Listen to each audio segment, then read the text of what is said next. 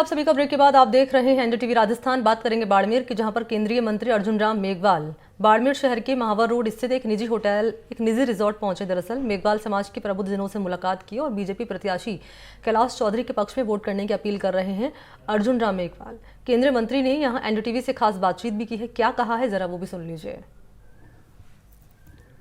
लोकसभा चुनाव के दूसरे चरण के चुनाव प्रचार है जो अंतिम दौर में है और बाड़मेर पहुंचे हैं आज केंद्रीय कानून एवं न्याय मंत्री अर्जुन राम जी मेघवाल। सर, क्या लग रहा है, कितना रिस्पांस मिल रहा है भाजपा को इस बार? देखिए, जबरदस्त उत्साह है।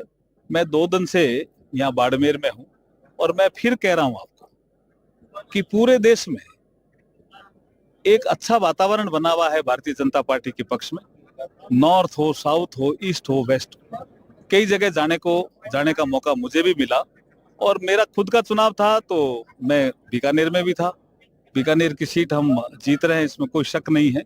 बाड़मेर की सीट भी हम जीतेंगे।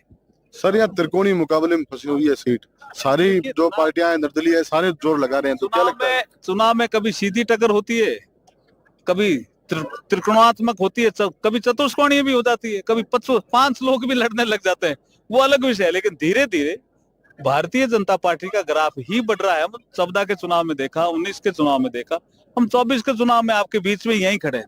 भारतीय जनता पार्टी 25 की 25 सीटें जीतेगी। अब सर, अनुसूचित समाज से आते हैं, यहाँ पर आमतौर से देखा जाता है कि जो आपके समाज है वो कांग्रेस पक्ष में जाता है, इसलिए होना सकता आपका ये दौरा है, यहाँ पर आपने कोशिश की, तो कैसा रिस्पॉन्स? 14 से चेंज आया जी।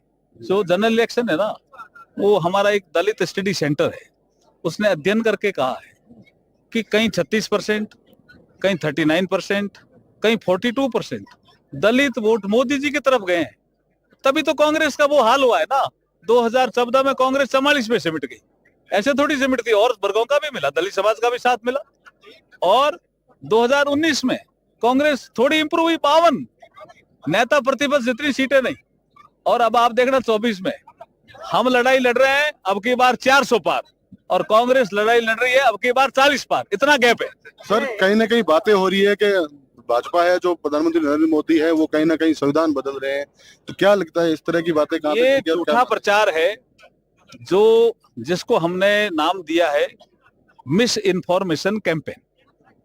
कुछ बार के लोग हैं, कुछ यहाँ देश में ऐसे लोग हैं जो इंडी गठबंधन से भी जुड़े हुए हैं।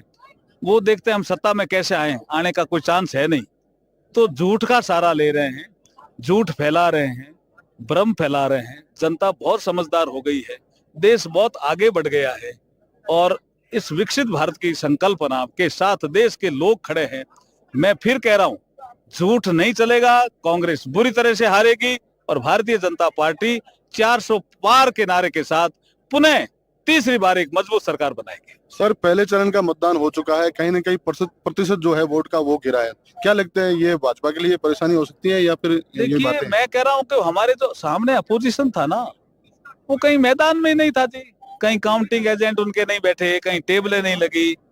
जब वो इतने नीरस थे तो परसेंटेज गिरा। अब अधिकतर वोट तो पड़े ना, वो हमारे ही पड़े हैं जी। मैं आपको कह रहा हूँ, बीजेपी के पक्ष में ही वोट पड़े।